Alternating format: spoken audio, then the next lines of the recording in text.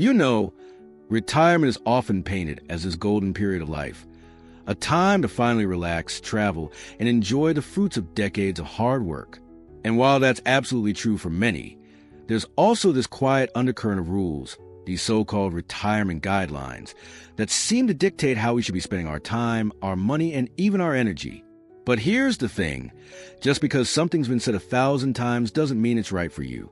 Maybe you've heard, you should downsize your home as soon as you retire, or now's the time to play it safe with your investments. But what if those one-size-fits-all rules don't fit your dreams, your lifestyle, or your vision for this chapter of your life? That's exactly what we're going to talk about today. 10 retirement guidelines that everyone should challenge. Because retirement isn't about following a script. It's about writing your own. So, let's start with the first guideline that might need a second look. Guideline number 1. You should downsize your home immediately. This one's been repeated, so often it's practically gospel. The idea is simple. A smaller home means less upkeep, lower costs, and more freedom. And for some folks, that's absolutely the right move. But here's the catch. Downsizing isn't a one-size-fits-all solution. Think about it. Your home isn't just 4 walls and a roof. It's where memories live. It's the garden you've nurtured for years, the kitchen where grandkids gather for cookies, the space that feels like yours. If moving to a smaller place fills you with dread instead of relief, why rush it? Instead of blindly following the downsizing trend, ask yourself, what do I really want? Maybe you'd rather stay put and hire help for maintenance. Or perhaps a right-size approach, making your current home more manageable, makes more sense than a drastic downsize. The key is to make the decision on your terms, not someone else's checklist. Guideline number 2. Now's the time to play it safe with investments. The classic advice.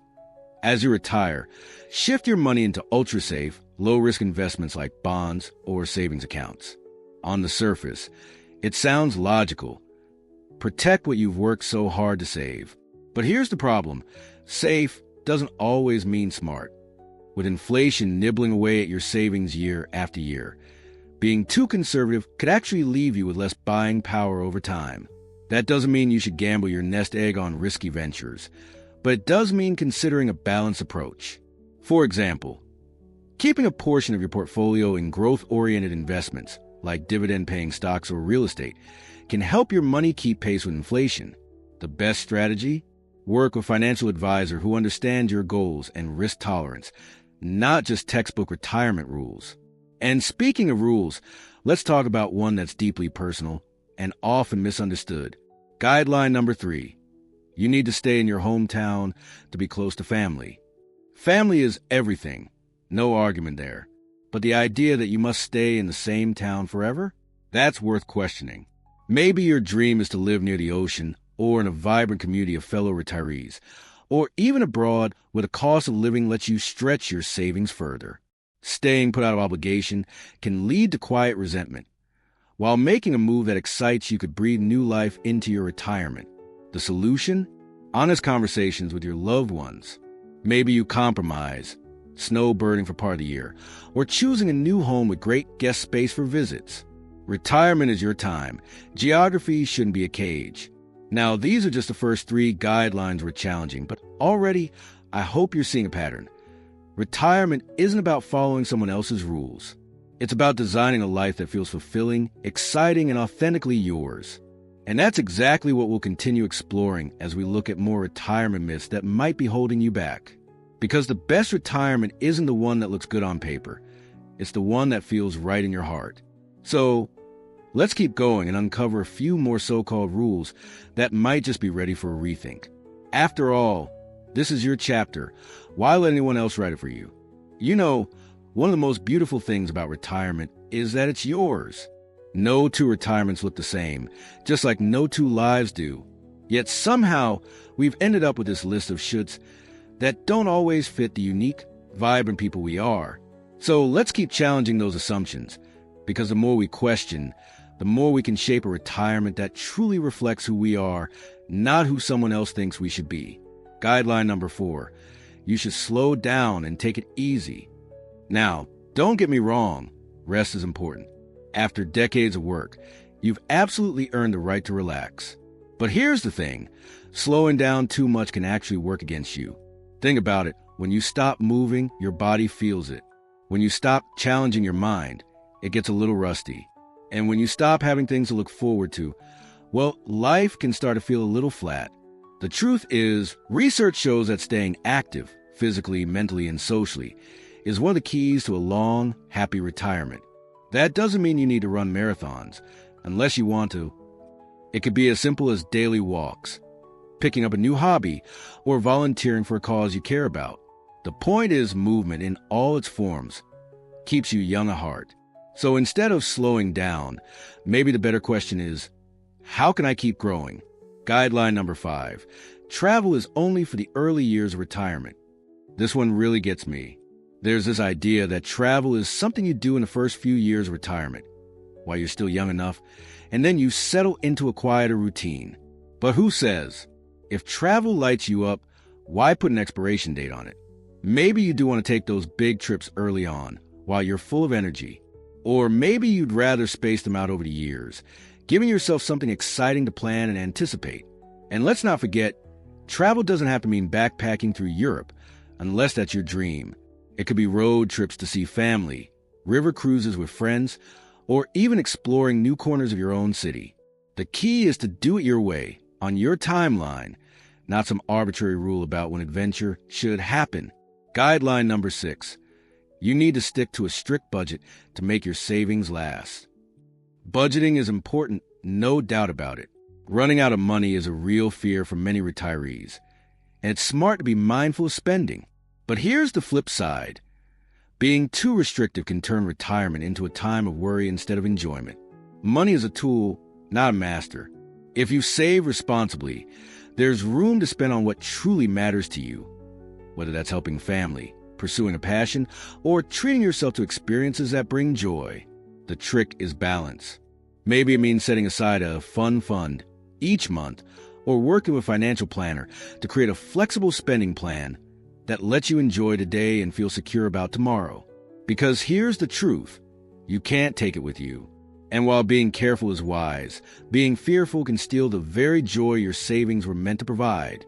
Now, these guidelines we talk about so far all have one thing in common. They put limits on what retirement should be. But what if the best retirement is the one where you give yourself permission to rewrite the rules? That's exactly what we'll keep doing as we look at a few more assumptions that might be worth tossing out. After all, this is your time. Why not make it extraordinary? Isn't it funny how the world loves giving us rules? As if life, especially retirement, comes with some official instruction manual we all agreed to follow. But the older I get, the more I realize the best lives aren't lived by someone else's playbook. They're written day by day, choice by choice, by people brave enough to ask, says who? That's why we've been challenging these so-called retirement guidelines together. Not because they're all wrong, but because blind obedience rarely leads to joy. So let's wrap up a few final rules worth reconsidering, because your retirement deserves to be as unique as the life that got you here. Guideline number 7. You should spend more time with family than friends. Family is precious, no argument there. But somewhere along the way, we got this idea that retirement means putting every other relationship on a back burner. Here's what they don't tell you. Friends, especially longtime friends who've known you through different seasons of life, can be soul medicine. Remember your college roommate who still cracks you up? The co-worker who became like family? Those bonds matter just as much in retirement. In fact, research shows strong friendships are just as crucial for longevity and happiness as family ties. So why choose? This isn't an either/or game. Maybe it's time to plan that friends getaway you've been talking about for years, or start a monthly breakfast club. Your heart will thank you. Guideline number 8. Hobbies are just for passing time. Oh, this one bothers me. The idea that hobbies in retirement are just cute little distractions to keep you busy? Nonsense. That painting class isn't just filling hours. It's waking up parts of your brain that haven't sung in years. That garden isn't just pretty flowers. It's proof you're still creating, still nurturing. Hobbies aren't frivolous. They're lifelines. They reconnect us with forgotten passions and introduce us to new versions of ourselves. So if someone calls your woodworking or book club or salsa dancing just a hobby, smile and keep going. You're not killing time. You're bringing yourself alive. Guideline number 9. Healthcare decisions should be left to the experts. Now, hear me out. Doctors are incredible, but they're not mind readers. I'll never forget my neighbor Martha, who suffered through unnecessary joint pain for months because she didn't want to bother her doctor with questions. When she finally spoke up, one simple medication change gave her back her morning walks. You are the CEO of your health. That means asking questions, getting second opinions, and sometimes saying, let's try something different. Keep a health journal. Research your conditions. Bring a list of questions to appointments. This isn't being difficult. It's being empowered. After all, no one has more stake in your well-being than you do. Guideline number 10. It's too late to reinvent yourself. And here we arrive at the biggest myth of all, the idea that retirement is the final act. What if it's actually an encore? Consider Laura Ingalls Wilder published her first Little House book at 65. Grandma Moses started painting seriously in her late 70s. Frank McCourt won the Pulitzer at 66 for Angela's Ashes. Reinvention isn't about age, it's about appetite.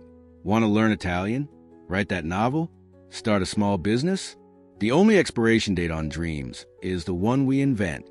As my favorite saying goes, the best time to plant a tree was 20 years ago. The second best time is today. So here's the truth I hope you'll take with you. Retirement isn't a checklist of shoulds. It's a blank canvas. Some guidelines will serve you beautifully. Others deserve to be crumpled up and tossed. The magic happens when you stop asking, what's the right way to retire? And start asking, what's the right way for me? Maybe that means keeping a house full of memories instead of downsizing. Maybe it means investing in experiences now rather than hoarding every penny. Maybe it means finally taking that pottery class or reconnecting with old friends or speaking up at the doctor's office. Whatever it looks like, this is your time, your one wild and precious retirement.